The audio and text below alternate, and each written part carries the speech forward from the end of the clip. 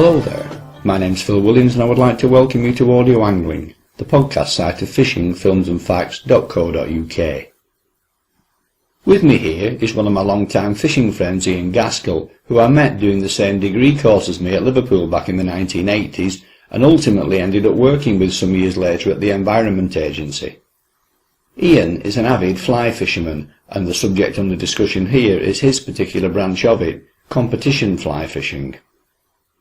Most people, and a great many anglers, look upon game fishing, and in particular fly fishing, as being a genteel, relaxing, almost back-to-nature pursuit. But not you.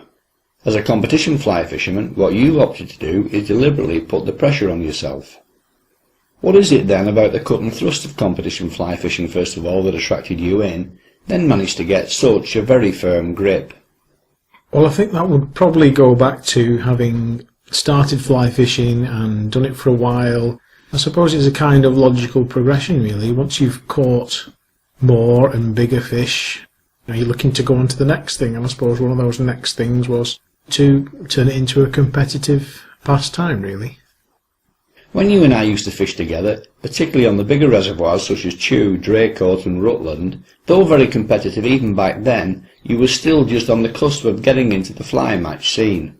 Since then, however, you've well and truly broken into it. So talk us through those early days of becoming interested, your first attempts, and the heights it's taken you to in more recent times.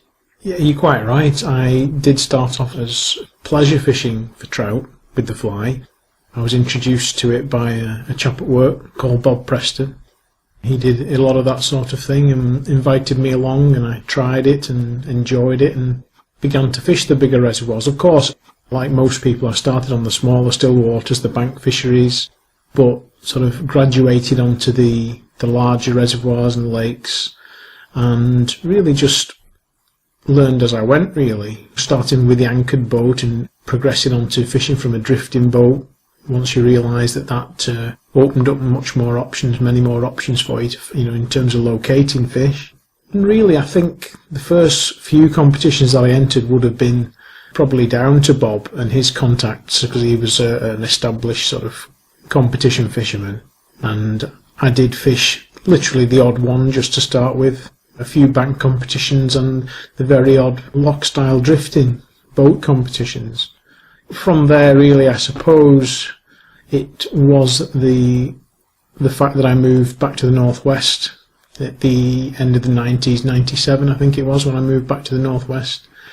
And then at that time I got involved with, first of all, stockport fly fishers, and more latterly a group of people who fish at Stocks Reservoir up north of Clitheroe in Lancashire, where there's a healthy pool of anglers who do put teams together in competitions, and that's really where the number and amount of competitions I do fish kind of increased from really.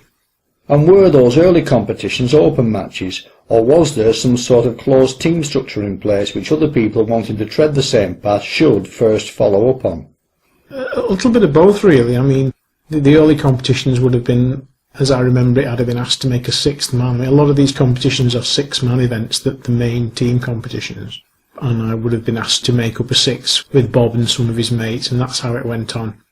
More latterly now, it's still the six-man format, but now I'm fishing for a team up here, and I'm doing it regularly, and have been doing so probably for, 12 years or more now.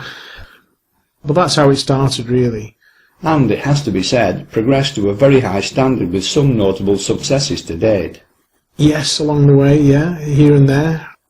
In terms of some of what you would call the names in our sport, some of the famous people, the Ian Barrs and Rob Edmonds is of the trout fishing competition world. Nothing to sort of rival their achievements, but I've won a few matches here and there, individual, and done quite well individually in team competitions. And there's one in particular that I'm alluding to. Well, yes, I suppose it seems quite recent, but it was back in 2009. I managed to win the Lexus Individual Championship, which is the European Open Championship, the biggest one that individually is round at the moment. And I managed to win that on Chew Valley Lake in Bristol. But that's to say, that was back in 2009. But still, I suppose, with potential lessons for the rest of us to learn from nonetheless. Well, yeah, it was an interesting one because I practiced the day before. It's normal place to put as much practice as you can in on the event water before the event. And sometimes living in the northwest, and a lot of these reservoirs being, well, this one in Bristol and a lot of them being based in the Midlands, it's not always that easy for northwest anglers to get on the water as often as what they should. But on this occasion, we practiced the day before, I think. It was only one day, the day before, and the fishing was on Chew at that time of year can be a little bit hit and miss sometimes. But I do remember practicing and conditions being of a light breeze, what would be considered good trout fishing conditions, and although most people didn't empty the place, plenty of fish were caught on certain techniques. Now, having practiced on that day and then coming to competition day, as often happens, conditions changed completely and utterly changed. There was a very strong wind. It must have been blowing a steady 20 miles an hour, I would think, gusting up to sort of 35. It was a unpleasant gusting wind, and it was alternating between cloud and showers and bright sunshine. Not what would be considered good trout fishing conditions on the fly. But I went out with a certain method in mind and basically scrapped most of the methods that I've been practicing with the day before, and went out and tried something. I still figured that the fish wouldn't be too far down from the surface because the lake was carrying a lot of colour at that time. It was a fairly stirred up coloured water, so I figured that the bright and breezy conditions wouldn't have sent them down that far. So I started with a floating line, if I remember rightly, and what we would call pulling flies, which is flies that are attractors and are fished underneath the surface of the water. And I do remember catching fish quite early and realising that it was going to be a tough competition, that it was quite a settler to get a fish in the first half an hour, I think it was. And there were lots of boats. Although it's a big lake, sometimes the more popular areas, or the areas that are producing fish, get quite busy with boats, especially as this was a 100 angler event, so there would have been 50 other boats, probably in a quarter of the lake, I would say. And so you could always see plenty of boats around you, and you were aware that it was a little bit busy. But after that initial success, nothing for a while, and eventually chopped and changed with a few methods and settled on a method, which on that day was a slow sinking line, an intermediate line, and kept basically the same set of flies on that I had. I just changed the line density to allow the flies to sink down a little bit further, and put a black fly on a double hook on the point, which would just allow it to that little bit of extra depth once again. Now, it was that wild and windy that it's fair to say that in a lot of competitions, especially where the boats are fairly well grouped together, you would have an idea of what was being caught. You'd see people, see rods bending, you'd see that this boat doing well, that angler doing well. People would be shouting across and asking how many they had, and information sort of spreads that way during the course of most normal competitions. The thing with this competition was I didn't have a clue. It was that wild and windy, and turning the boat round to motor back up the drift was extremely lumpy and unpleasant. You couldn't see much, you couldn't hear much of what was going on. And basically as the match went on, I was picking up fish every now and again. And I think I ended up, through the 8 hours, we fished from 10 until 6, traditionally. And I think by the time it had finished, I had had 5 fish, which I knew the conditions were difficult, but I didn't imagine for a minute that this would be getting me anywhere near the top placings in the competition. Particularly got 100 anglers out, a lot of local guys. It's a difficult enough feat to qualify for that final out of the regional heats. They can be very competitive to actually get in the final even, so you're fishing around good anglers, good competition anglers. Before I just carry on, the last fish that I got was quite significant, because although there's the prize associated and the trophy associated with the Lexus Championships, in that competition also there's a prize for the biggest fish, which is a separate entity altogether, and the prize that year was a holiday to Iceland. And I was aware that both in practice and on the match day, and of recent times on Chew, there hadn't been any of the large overwintered fish coming out. It had mainly been smaller stockies, 1.5 pound to sort of 2 pound stockies had been the sort of the base weight fish that were being caught. I managed to hook one of around about 4.5 pounds, I think it was, which was my last fish, which, if I remember rightly, I hooked on the hang, which means basically I'd finished retrieving the flies, and that was we're holding them at depth just at the end of the retrieve, where it's a technique to sometimes catch fish which have followed the flies but not taken them. So my flies were all the way back to the boat. I was holding them at the end of the retrieve, and this thing took and jumped and somersaulted 3 or 4 times through the water, and I do remember shouting out, "That's the holiday," or words to that effect, all the while not realising the significance of that fish and how it would come to play out later on in the afternoon when the weigh-in happened. So the match finished anyway. We all made our way back to the boat dock, and as I say, I can just set the scene. It was very rough. All the boats were bouncing around on the pontoon. It was loud, noisy, wet, waves, spray, and I suppose in a classic case of Chinese whispered, I heard talk. The first thing you want to know when you get back to the boat dock is who's caught what. Who's caught what? What's the talk? As soon as you've finished the match and you're putting your gear ashore, you want to know what's gone on. And I heard a rumour that, and I'll give you a quotation here, someone's had 9 and they've got a 5-pounder, right? Now, that initially sort of destroyed any hope I would have had of winning the match. But that turned out, as I found out later on, to be Chinese whispered from someone's had 5 and a 4-pounder. So that got Chinese whispered its way through the sort of the people who, the anglers as they finished the match. So that was quite amusing. The weigh-in showed that there was a lot of blanks. Out of the 100 anglers, I think there was something like 30 or 40 blanks. And I think it was 2/3 of the field had 1 fish or less. So with 5 fish, I'm starting to think that, I'm in the top third. This couldn't be bad. It might be better than it seems. I might get into the top 10 in the prizes here with this.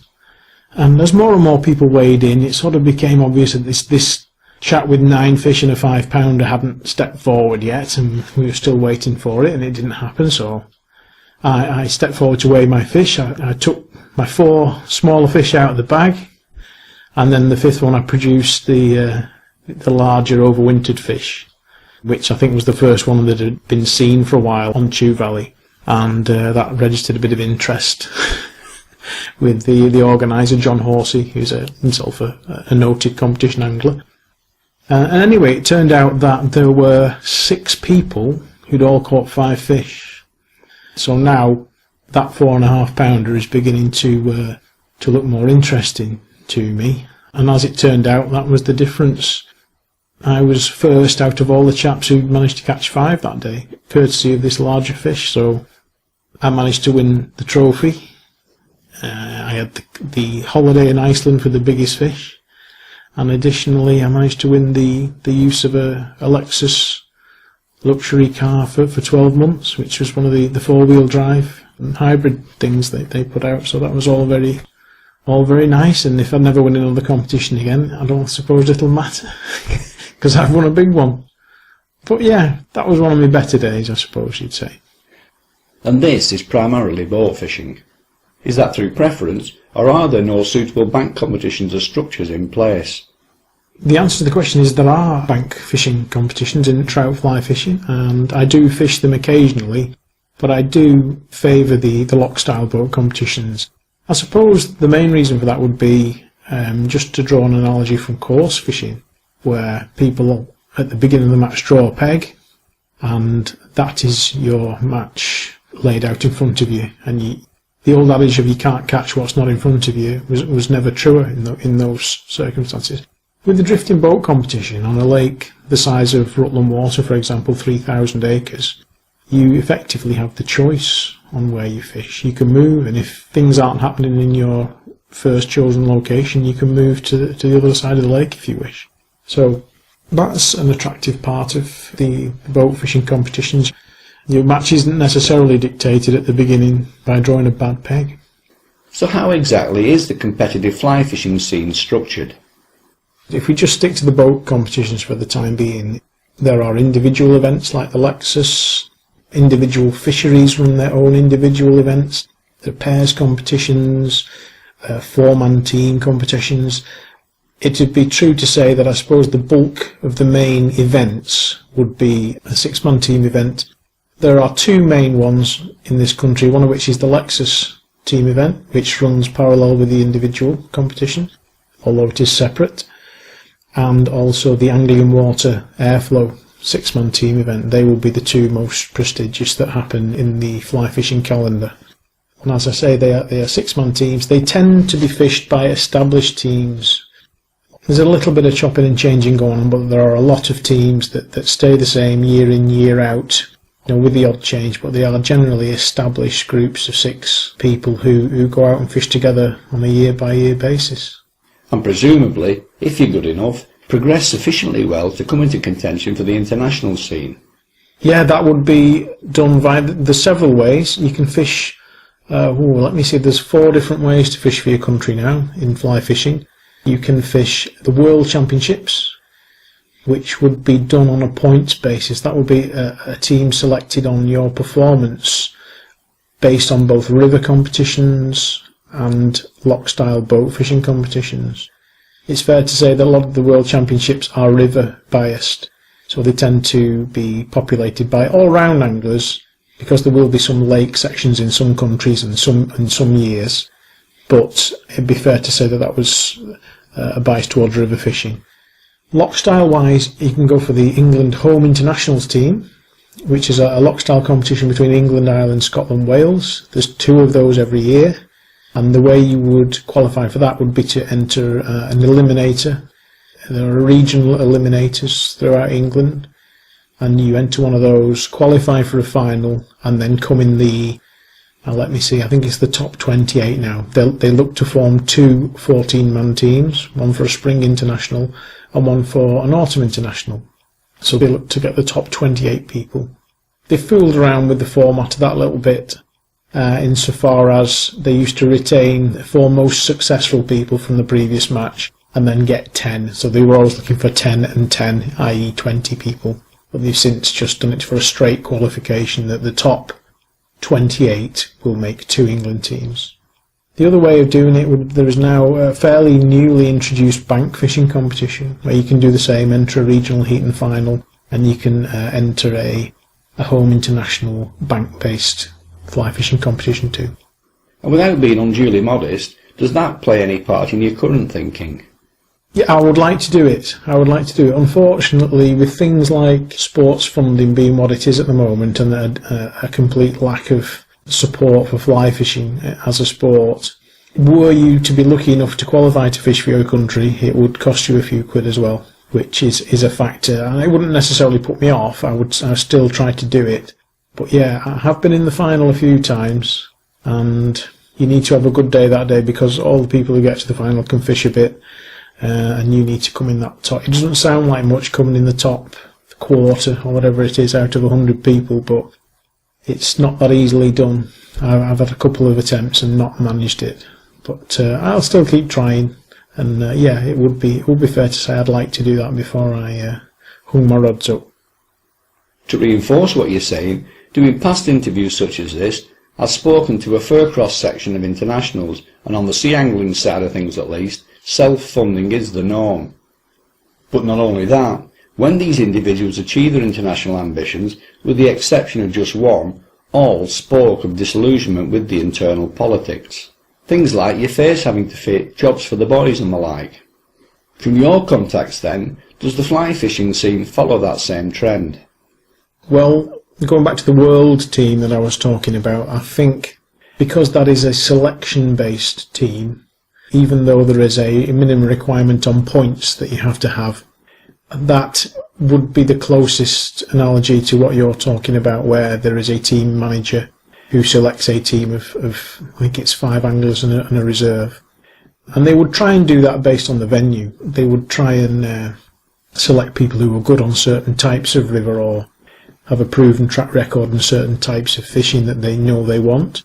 But I suppose any team that is selection-based rather than qualification-based will be open to criticism from people thinking that I should have been picked and he shouldn't have been, etc., etc. But that would apply to the world team. The loch-style team couldn't be more transparent. If you come in the top 28 of the loch style final, you're in the team, and that's it. So there's no real argument with that. Whether you agree that we always get the best anglers for the best venues is a different argument, but it's a straightforward qualification for that team, and there's no arguments. And how close to qualification do you feel you are at this moment? Not this year, because I fished my qualifier already and didn't get out of it, so it was one of those things, a tricky day up on stocks, and I didn't make the necessary placements to get to the final, so that's it for this year for me. It'll have to be another go next year. But if you get in the final, to fish for England, you basically need to have 2 good days fishing. Of course, people use the word luck.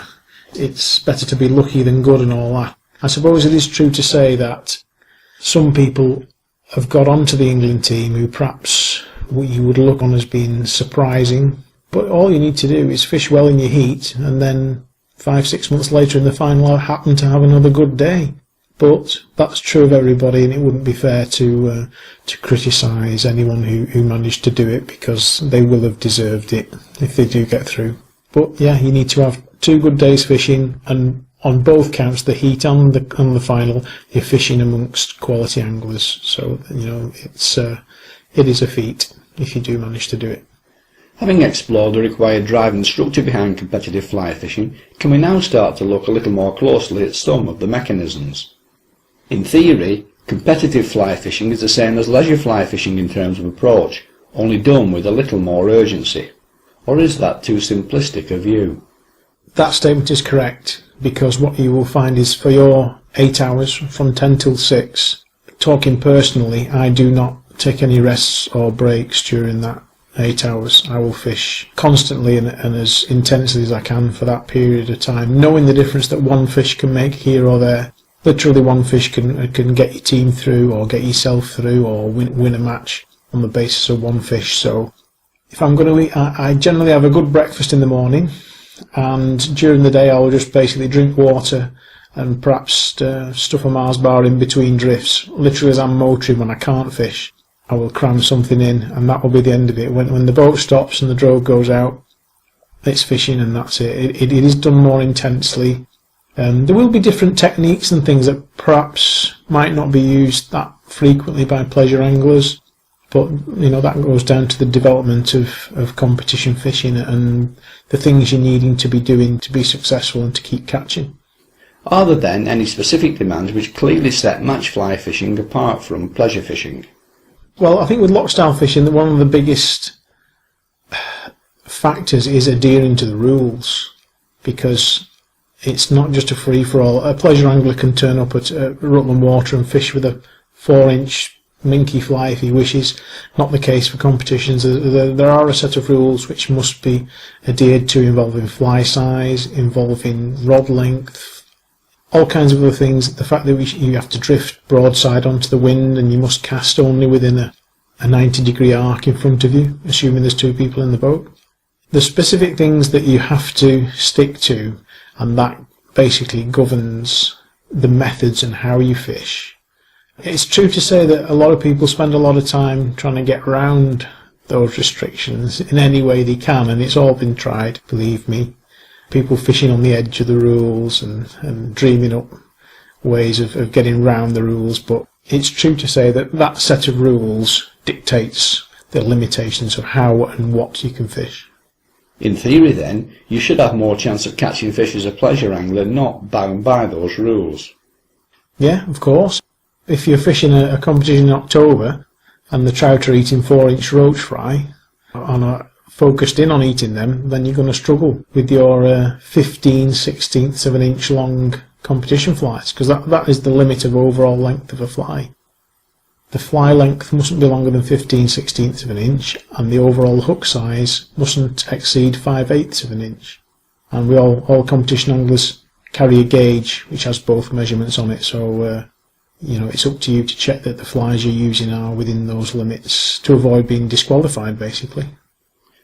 You mentioned earlier practice sessions, only to be faced with something totally different on the match day itself. So everything you previously learned instantly goes completely out of the window. No time presumably at that stage for any new trial and error. You need to get down to business pretty much straight away. What clues are you then looking for under those circumstances to act as a well-reasoned starting point? Well, what you would do immediately on reaching the water on the morning of the competition is probably mentally compare the conditions from the previous day if you've been practicing. First thing, obvious thing, is wind direction. Is the wind direction the same?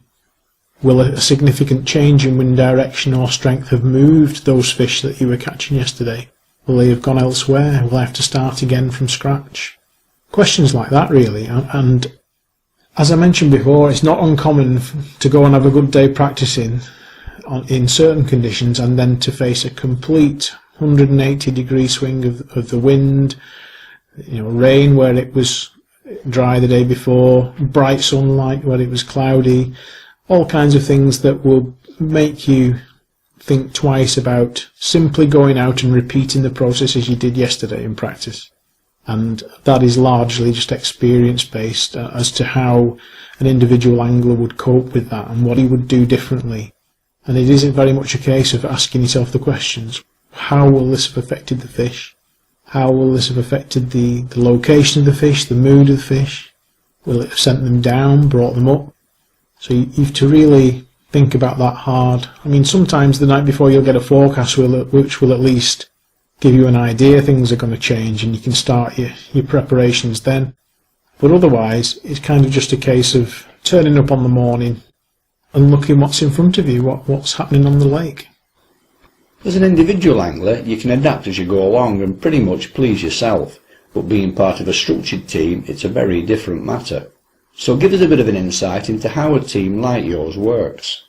Are you 6 individuals working for a collective prize, or is there an underlying plan with team orders ensuring you follow a certain route which can only be abandoned under very specific circumstances?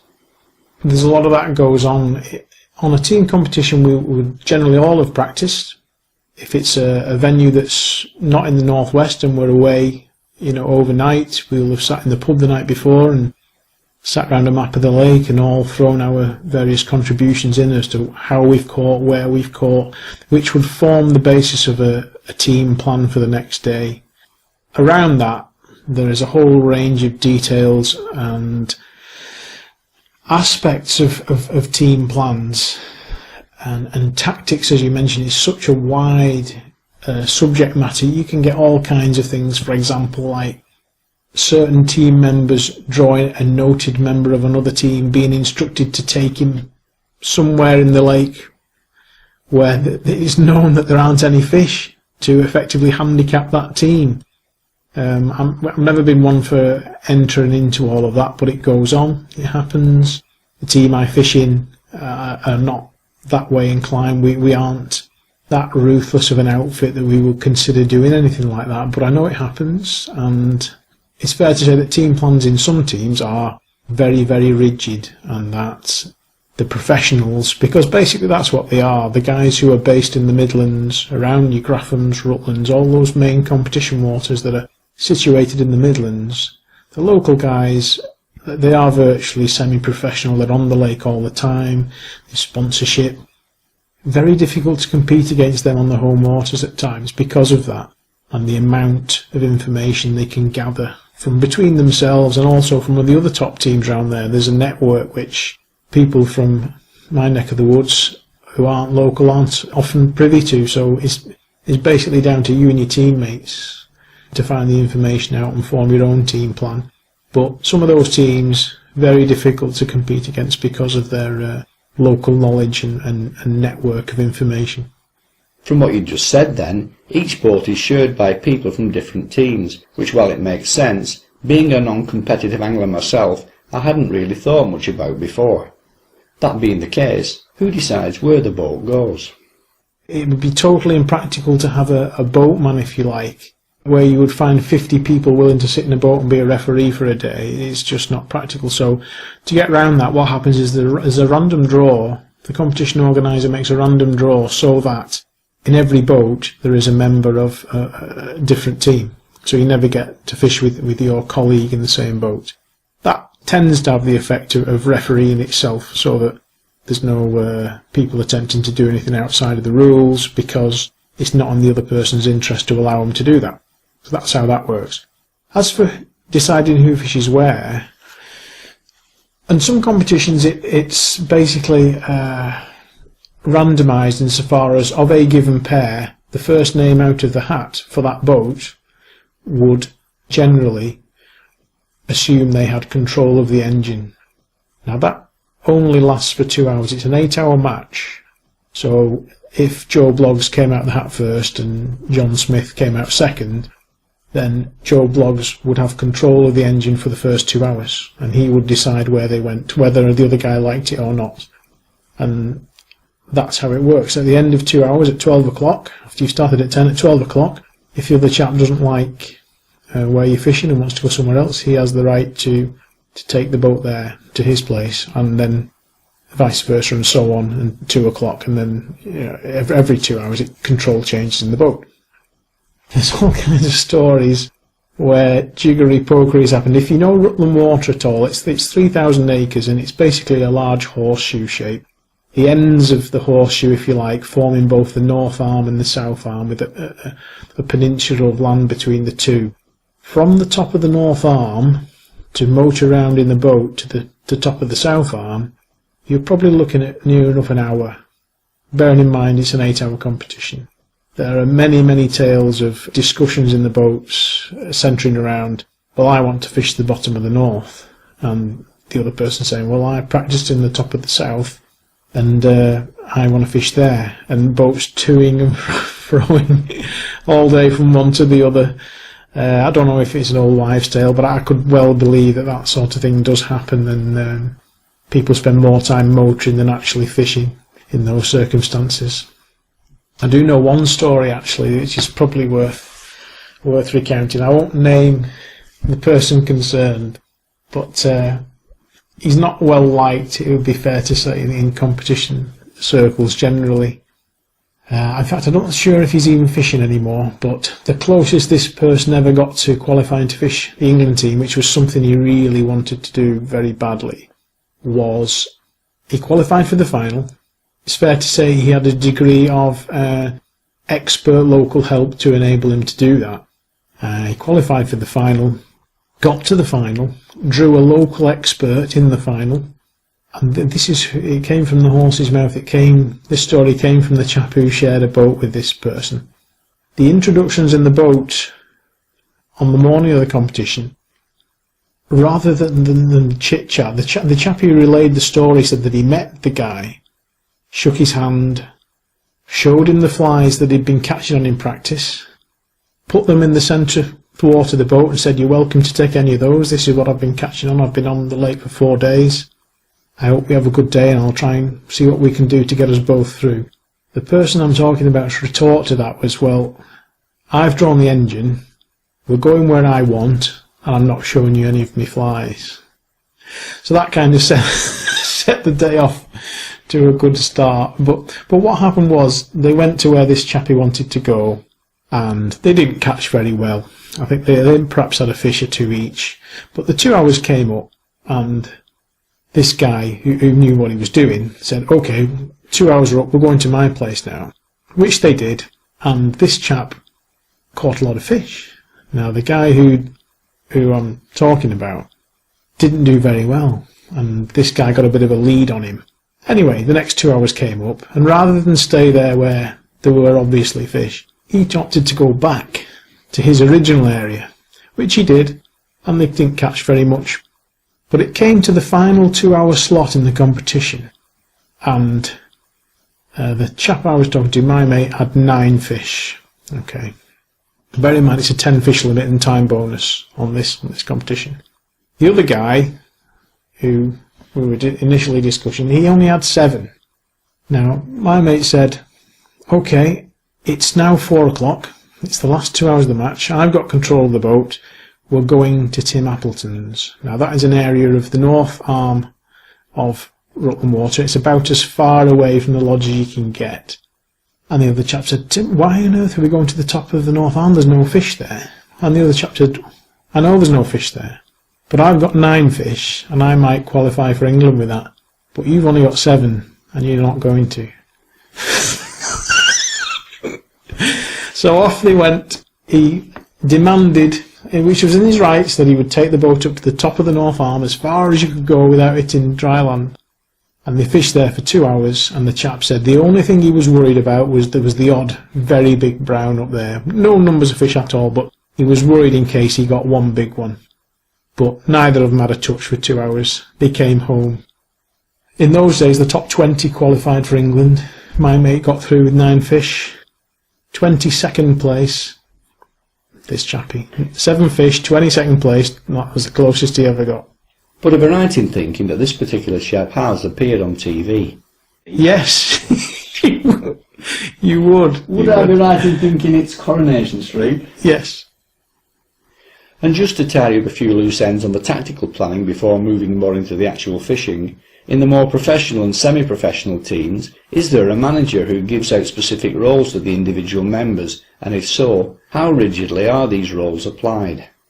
Yes, 2 separate things really. In the England team, I haven't had first-hand knowledge of that. From what I understand, they practice for a week before the event. There is a lot of information, a lot of practicing goes on, and a team plan will be formulated from that, which I think you'd be expected to follow by the team manager, as you quite rightly say.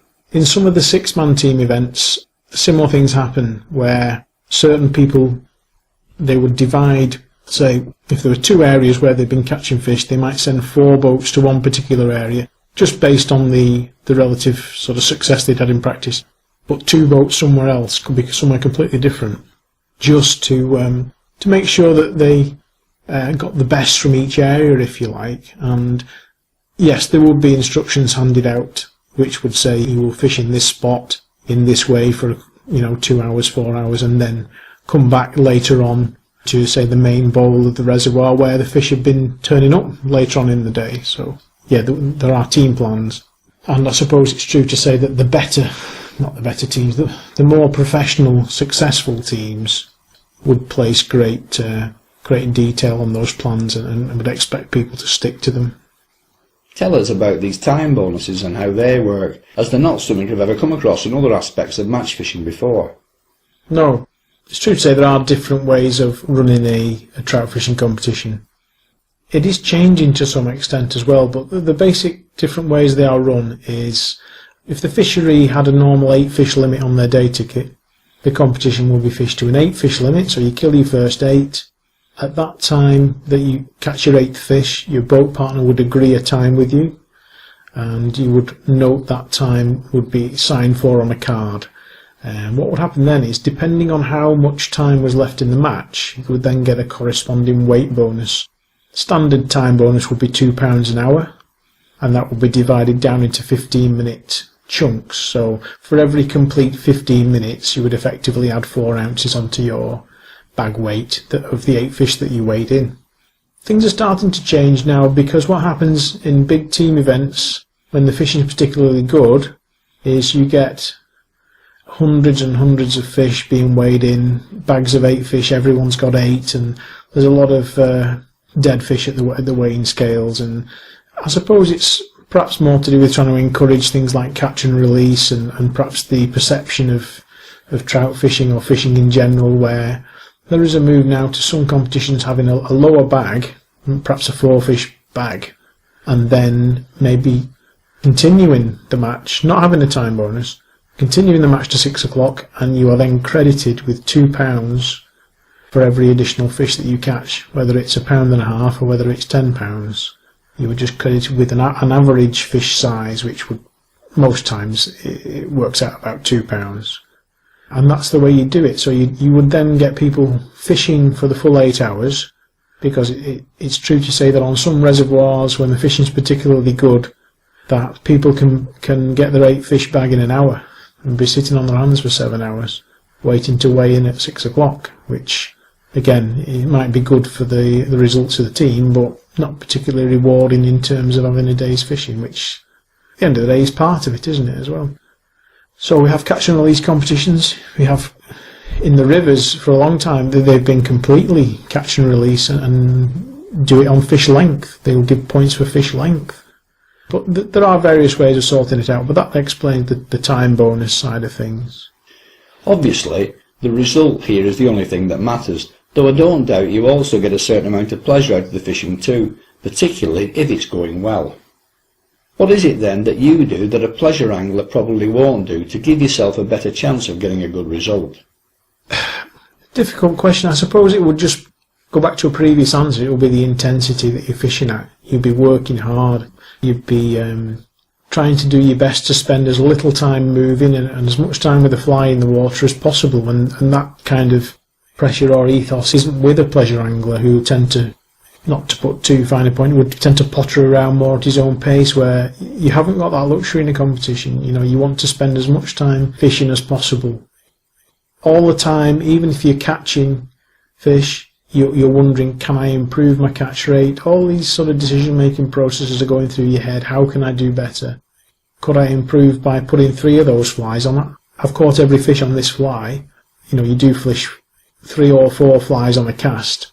Would I be better served putting 4 of the same type on? Would that actually spoil things? You know, so you have to consider all these little questions and tactical changes quite carefully, but that's the type of thinking that you're always looking to improve your catch rate, and sometimes you'll make a decision and it'll pay off, and other times you'll change and you wish you hadn't. And that can apply to techniques, all kinds of technical aspects around fly line, sinking densities, floating lines, fast sinking lines, and everything in between, or fly type or size. But it can equally apply to where you're fishing, the area, the geographical area of where you are. Should I move? Are the fish here but they've switched off? Am I not catching because they aren't here? There's all sorts of these questions buzzing around your head all the way through the match, really. A daft question perhaps, but in terms of basic hand tackle, and in particular rod choice such as length, is there any difference between the outfit you would be looking to use and that used by a typical pleasure angler to fish the same venue? I mean, the rod length one doesn't often come into it. I think the standard loch style rules are that you can use a rod up to but not exceeding 12 feet in length. I've never fished with a 12-foot rod in a fly fishing competition. It'd be fair to say 10 feet would be the normal length of rod you'd be fishing in a fly fishing competition. But it states that you are only allowed to have 1 rod assembled at any one time. So although you're allowed to take spare rods out with you, they can't be assembled in any way, and certainly can't have a reel attached to the butt of the rod or anything like that. So then the question pops up, well, how can I make myself more efficient if I can't have 6 rods set up, which would be very handy to change from one setup to another, to one sinking line density to another? How do I make it as efficient as possible? The answer to that is to have a reel that has interchangeable spools, so you can quickly change from one line type to another in as little time as possible. Other ways of doing it are also to have spare leaders made up with flies set up in a certain way. And I carry 2 or 3 different spare leaders set up on holders, so that I can, if I have a breakage or I wish to change technique completely, I can quickly disassemble the reel, pull the line out, thread a new line and tie a new leader on in a small amount of time. The thing is, if you are restricted to those rules, you get better at doing it quicker. Because you're doing it all the time, you're only practicing with one rod, you get good at it, so you get faster, so you know it works out that way. A bit like pit stops in a Grand Prix, I suppose. Yeah. Silly little things. As I was saying, it's an 8-hour match, which seems like an awful long time, but I've been in matches all too often where maybe all the fish have been caught in an hour and a half window, or the fishing's been significantly better during 1 hour in that 8 hours. And if you're not operational and in the right place and using the most efficient technique, the efficient method, you can miss out. And it's little things like that can decide success and failure, but it's certainly true. And all kinds of things that I probably don't even give 2 thoughts to, but thinking it over now, I use a coarse fisherman's rubberized landing net, not the straightforward mesh jobs, woven nylon things. I have one of these coarse fisherman's rubberized nets, and the reason for that is when you catch a fish and you're using 2 or 3 flies, either the fly that you've just hooked the fish on or one of the other droppers, if it goes through the mesh, or one of a traditional type net we'll call it, it can be, sometimes if it goes past the barb, you can be fiddling and faffing to get that fly back out in order to recast and get it back in the water for minutes sometimes. The rubberized net tends not to snag the fish up, which means I can catch a fish And they tend to get played pretty hard in competitions, depending on what sort of gear you've got, but the quicker you get in the net, the quicker you're fishing again.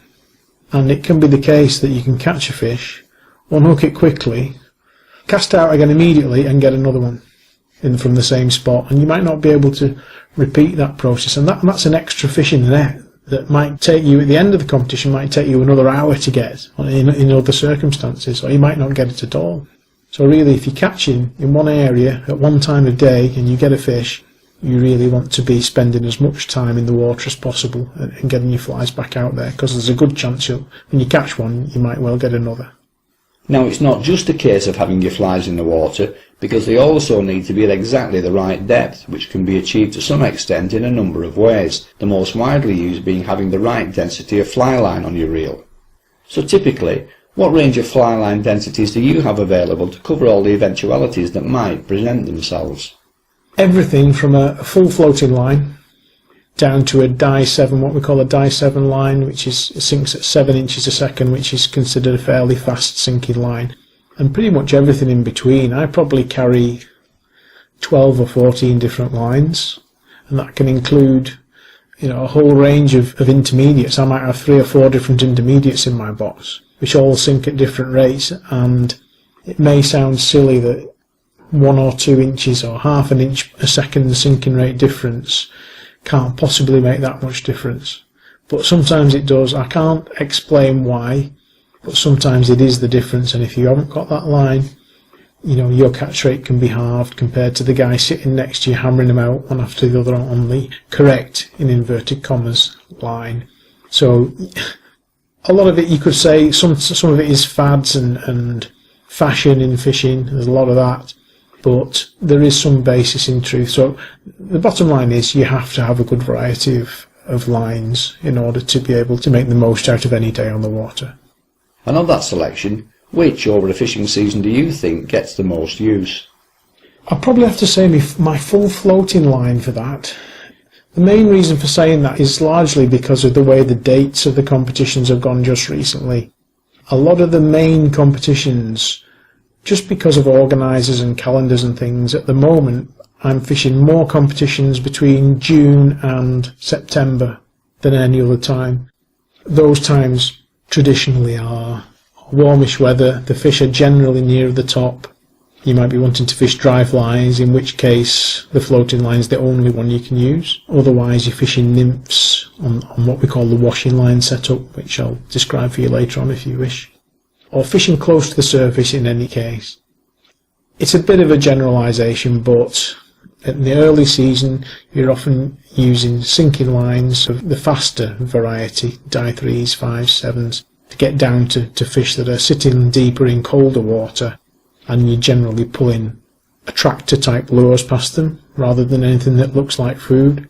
So if I was fishing a lot of comps early in the season, I'd perhaps be using a die 5, a die 7 sinking line a bit more often, but just the way things are at the minute, it's probably my floater, and that's quite a good thing because I enjoy fishing those methods probably more than the more industrial pulling methods. The natural progression here now brings us on to the subject of leaders. And while it might sound a simple topic, with competition rules as well as other considerations, there's a lot to consider in terms of material, length, turnover and all the rest. So let's explore your thinking on the subject. I'm not sure how it should be, but the way I do it would be generally to fish fluorocarbon most times. 9 times out of 10 I'll tie a fluorocarbon leader on.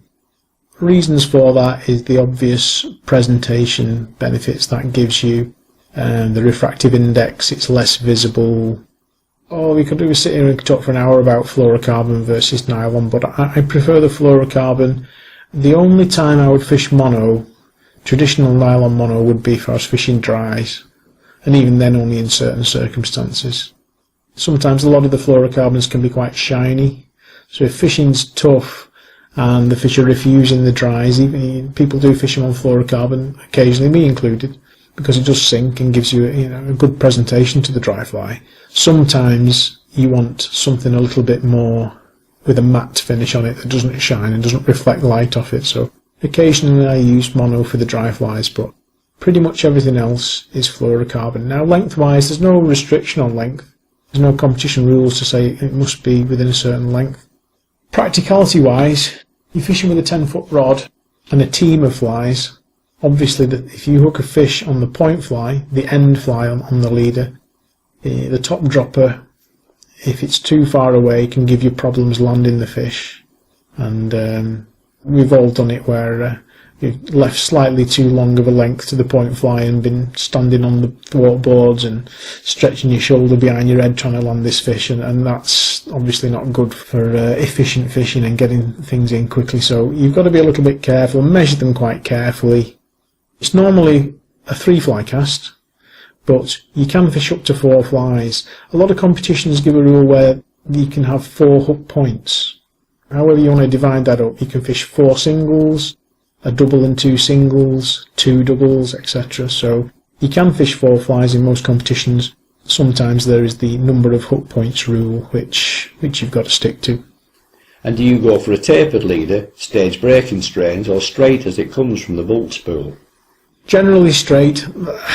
Maybe a lot of that is to do with laziness, insofar as when you're fishing a loch style competition, you've always got the wind to help you. The wind is always behind you.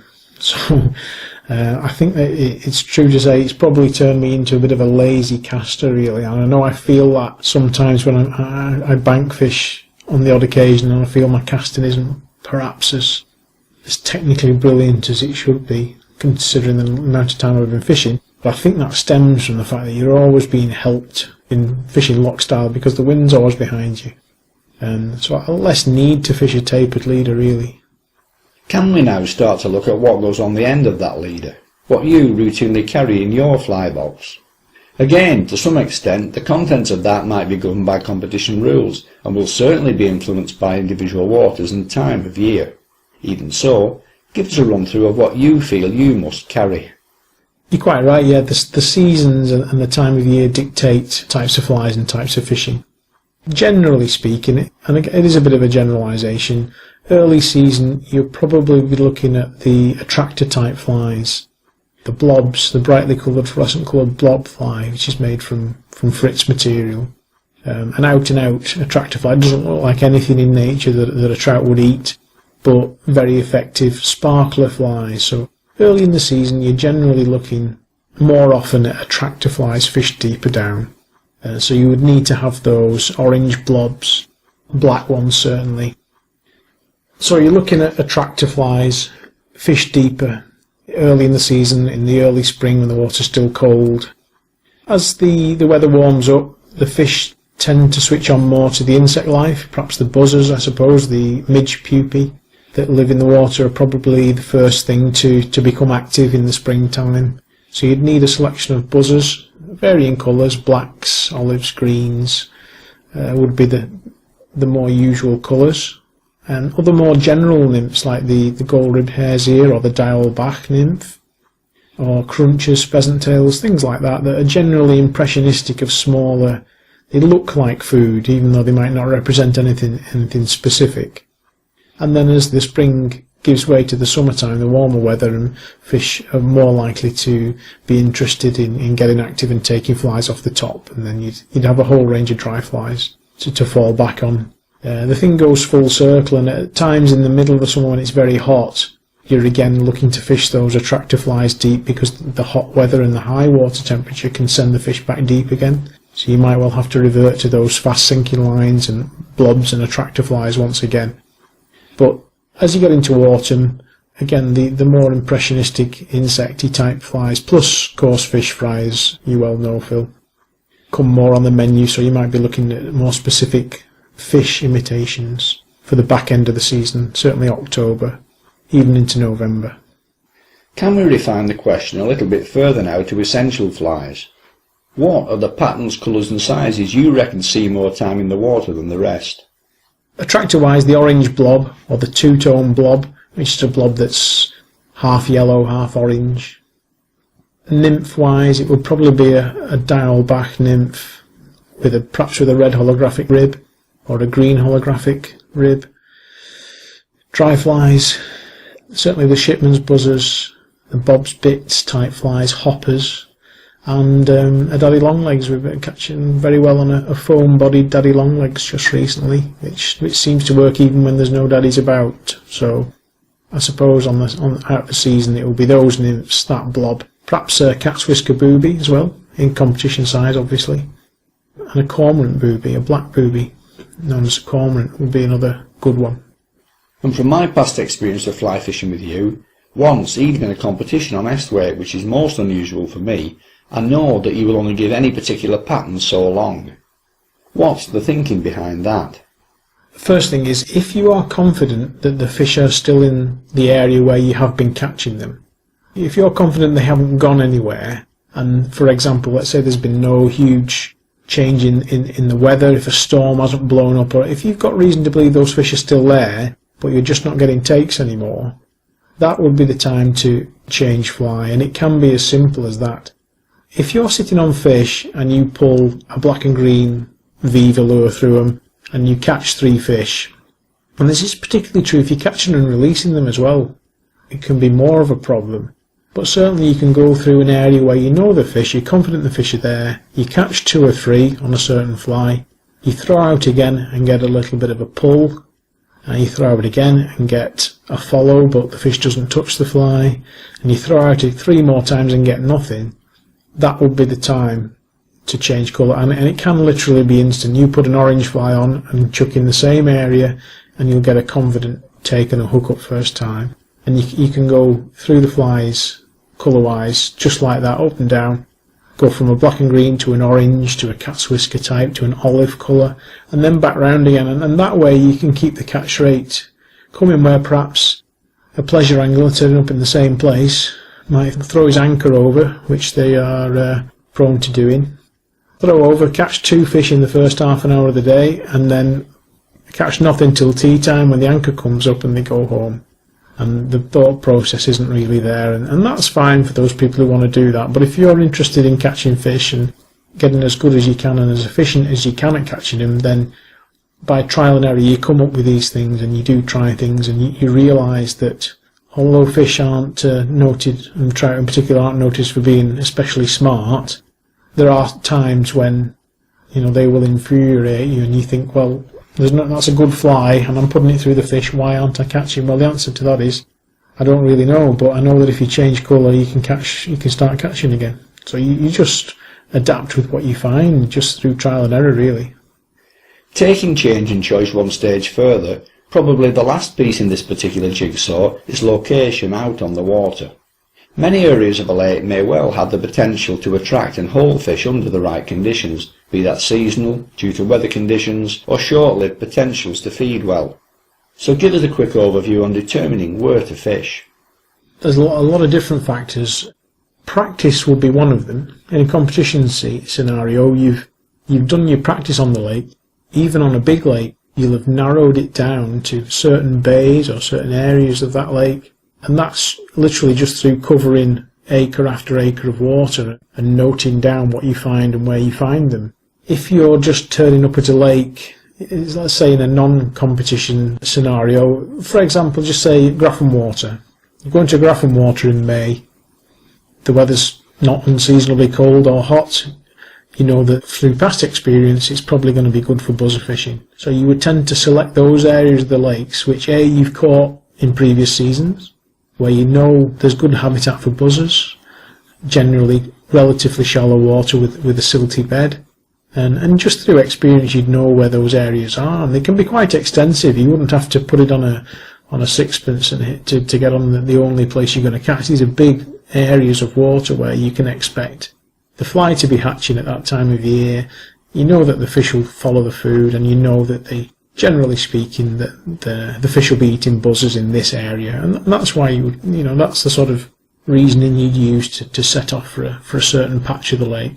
Other times, and one of the things in trout fishing and in match fishing is never say never and never say always, because there's always exceptions to what you think's going to happen, and they crop up quite regularly. Let's say you put in the practice. Then on match day the weather does a complete 180 turn, preventing or deterring you from visiting that area of the lake again. It could even be that despite being fishable, the new scenario is simply no longer conducive to realistically getting a result at that spot. How then would you choose an alternative? What I'm getting at here is, do you have a picture in your mind as to where fish attracting habitat is most likely to be, and on what are you basing those assumptions?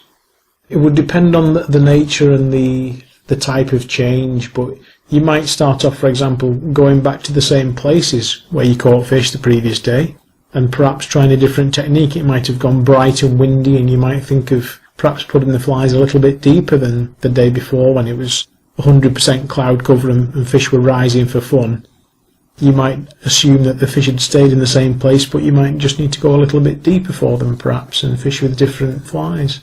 But at other times you might think the fish have followed the wind and to go and fish wherever the bottom of the wind is. It would just depend on the circumstances, but yeah, it happens not infrequently that that's the case, that your practice can give you information in one way, but sometimes it can confuse you and perhaps stop you from doing as well as if you just turned up at the lake on the day of the match. But overall, it must be said that on average you're much better off practicing than not practicing, for the odd time that things do go wrong. Some of the biggest reservoirs, such as Rutland, look like inland seas. As you know, I'm a small boat fisherman who fishes out of choice in the open sea, so I'm used to a bit of chop and swell. But I have to say that there have been times out on those bigger lakes when I felt less than comfortable, if not a little anxious. One thing about a big lake though, is that always somewhere there'll be a sheltered shore. It might not be attracting fish, but sometimes safety is the greater consideration. So what, if anything, is provided in terms of safety equipment at these fisheries, or is that left up to the individual to provide for him or herself? Most of the big reservoirs will provide you with a life jacket now. But it's true to say that in windy weather, if the fish happen to be on a big lake like you're saying, like Rutland Water for example, it's a strong westerly which is blowing straight onto the dam, through the main bowl and straight onto the dam. If the fish are at the bottom of the wind, that's where you've got to be. You know, it's a choice for the individual really, and anyone who's serious about getting a result in the competition, if it's not fishable, the fishery staff won't let you go out. If it's on the edge of being fishable and it's going to be rough and unpleasant and nasty conditions, I'm afraid it's a matter of just having to go where the fish are and put up with it. Being careful as well. It's about boat handling to a large degree, and that kind of depends on the person who you're drawn in the boat with, and whether you're on the engine or is the person who is on the engine, are they competent in what they're doing. And I have been in a few situations where the person I'm in with was obviously unaware of how to drive a boat in a strong wind. I just do the sensible thing, and if you're fishing onto a dam wall in a 20-25 mile an hour blow, you want to make sure the engine's going to start, you know, before things become a problem, because what you don't want is a misfire or a flooded engine at the wrong time. So it's basically about being sensible, being prepared, turning the boat slowly, bringing the drogue back in, of course, because we do use drogues to slow the drift of the boat down. So you bring that in to make the boat as stable as possible, and just very carefully point the nose back upwind, and if necessary, quarter throttle and just very slowly creep back upwind. And all the while, you know that as the driver at the engine end, you're going to get wet. There's going to be breaking waves coming over and wetting you, and just managing the water in the boat as well. So you just got to stick it out sometimes. In my experience of big waters, which is limited, the best of the fishing does seem to be onto a windblown shore, which introduces the temptation at times to go where perhaps you shouldn't ought to go. Have you ever felt pressured enough, despite your own better judgment, to do that? And more to the point, in so doing, have you ever come unstuck? Probably true, like you're saying, and all you're really doing is just, I'll just repeat myself, that it all depends on how prepared you are to put yourself where the fish are, and your boat partner, because it is ultimately a team decision, a pair decision between the two of you on competition day as to what you're both prepared to do, and whether you're prepared to put up with the rough stuff to catch a few fish, or whether to take the more conservative approach and perhaps go and fish somewhere where there aren't, it's more comfortable but there aren't as many fish. Going back to the drogue for a moment, While it is an essential piece of kit on a windy day for loch-style fishing, it also has the potential to be a dangerous liability. Used as they often are hooked over one of the rowlocks, they can make a boat dangerously unstable when wallowing beam onto a lively swell by preventing it from riding as it should over the crest of a wave as it passes under the hull. Have you had any experiences regarding drogue problems?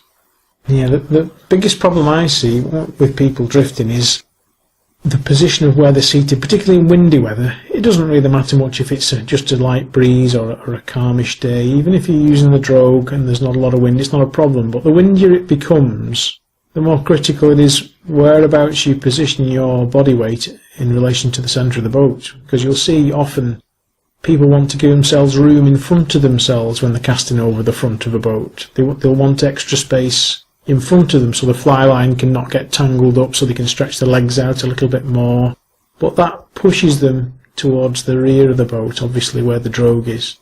And if you're drifting behind, sometimes you're drifting behind a boat and you can see the angle which it's tilting backwards at, because the people aren't sitting centrally in the boat. They're sitting 2/3, 3/4 the way back on the thwart, which tilts the boat backwards. The drogue's trying to bull the boat over that way anyway.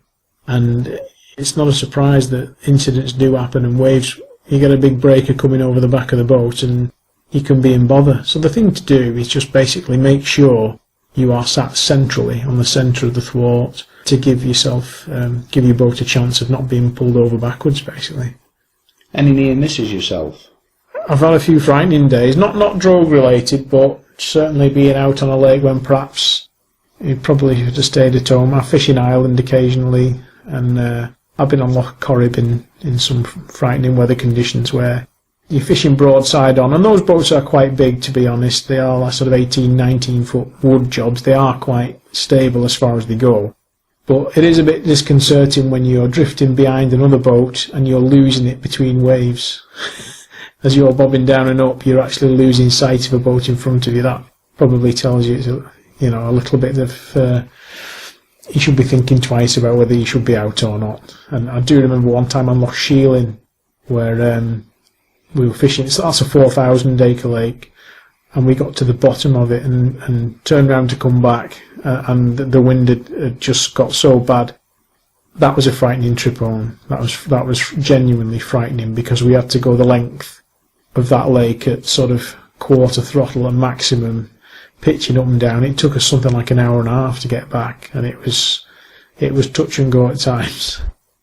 The big thing I'm taking away from this interview is that boat competition fishing is dominated by the need to fish loch-style on the drift. Is that exclusively the case, or do you sometimes put the anchor down, and are there perhaps any disadvantages to be had from fishing teams of flies down the wind on the drift?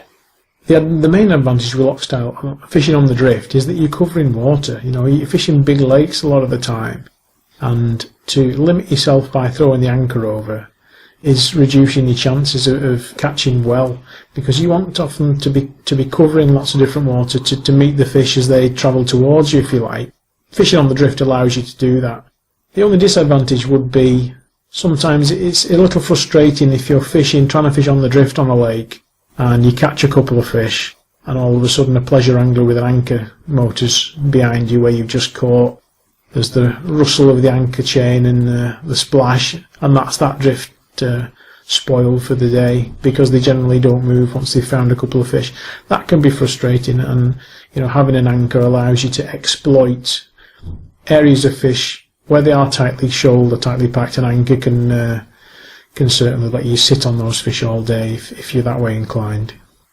So for those people who've never tried it, give us a quick working overview of just exactly what loch-style fishing means and how it's done. Well, what you would do is you would set your boat up with a drogue, as we've talked about a drogue just recently. Now, what that is basically a parachute. In competitions, it has to be no larger in area than 25 square feet, so 5 foot by 5 foot, and you can attach that at 2 points on the gunnels of the boat. So what you do is you motor to your chosen area, you turn the boat broadside to the wind, you throw the drogue over the back of the boat, and then you fish out over the front. So you're fishing sideways in the same direction as the wind, casting over the front of the boat with the wind behind you. That's basically the way you do it. and you're drifting down onto your line all the time, so you must retrieve even to keep flies such as buzzers static on a tight line. But what if you actually want those flies to move? What would be a suitable retrieve rate there? It's a good question, because you have to, in a big wind when the boat is drifting quickly, you might be, if you're using a pulling technique where you're pulling attractor flies, you have to subtract the speed that the boat is drifting forward, because you might be pulling fast through the line through your hands fast, but it might only be moving, the flies might only be moving half the speed that you think they are. That can be a factor. And as you just mentioned before, if you're nymph fishing, sometimes you want to fish static, or you want to fish the nymphs moved very slowly. Now you've got to be careful. You have to look very carefully at the line. If you're fishing a floating line, you can look at the line on the surface and tell whether the line's under tension or not. So if you want to fish static, you've got to make sure that that line has a degree of slack in it, and you're not retrieving too quickly to move the flies, when that static presentation is sometimes the most effective way of catching. And some people can't keep their hands still, and they want to be pulling the flies and moving them all the time, but it takes a bit of willpower to sometimes keep your hand from pulling the line back too quick, because you might be damaging. You might think you're fishing harder or better because you're pulling faster, but no, it's not sometimes the most effective way. As a counter to the self-imposed pressure of working for and during a competitive day out, sometimes under questionable conditions and always to the max, what do you do for relaxation in terms of fishing? I've got a family. I've got three lads who take up a lot of my spare time.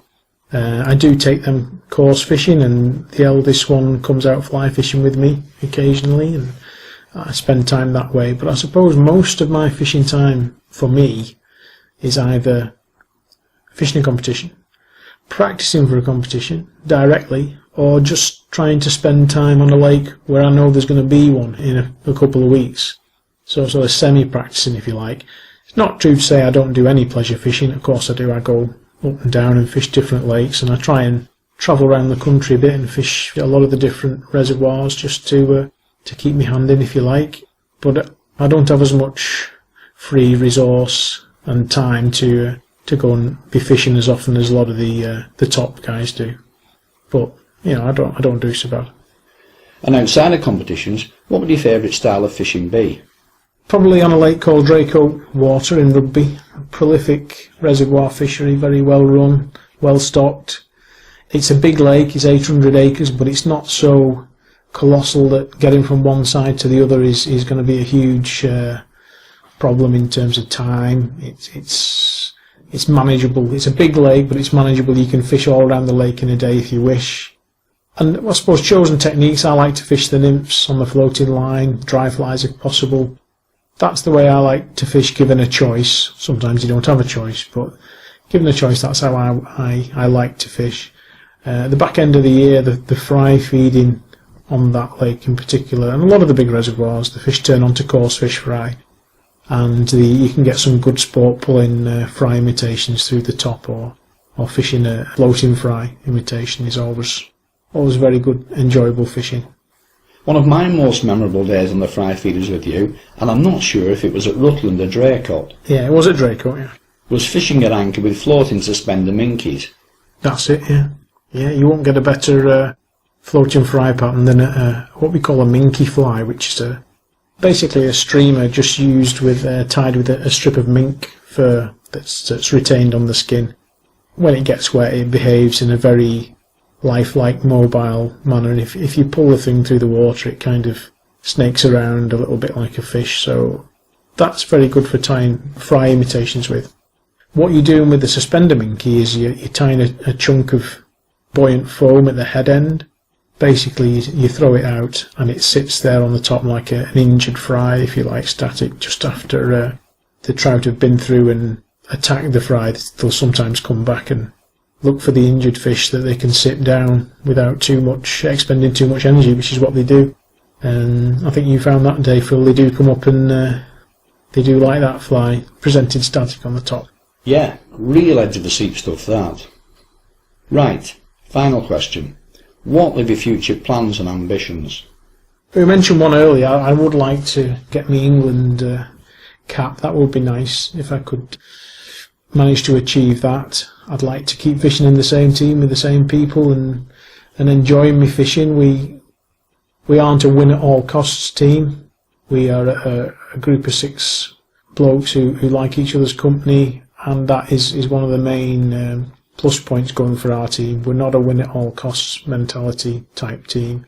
We aren't located in the Midlands of England, close to all the competition venues, but despite that we like to give it a go, and we give things a shot, but we all get on, and I'd like things to continue in that manner really. And sometimes that pays off. Sometimes every dog has its day, and I've probably had mine, but we'll keep trying to have more. Actually, doing this interview has allowed me to mentally rediscover what I love so much about fly fishing the bigger reservoirs. As a small boat angler myself, when the wind is blowing too hard to put to sea, as it so often is these days, you can still find enough shelter with the potential to get some good fish most days, if in our case you're willing to travel. However, the link between the sea and the reservoirs, in fishing terms, is a little more tenuous, as trout live in a 3-dimensional world, as opposed to the 2 dimensions the rest of us are more used to dealing with. My thanks then to Ian Gaskell for helping unlock the door into that 3-dimensional scene here, and for outlining the thinking behind the competitive side of fly fishing today.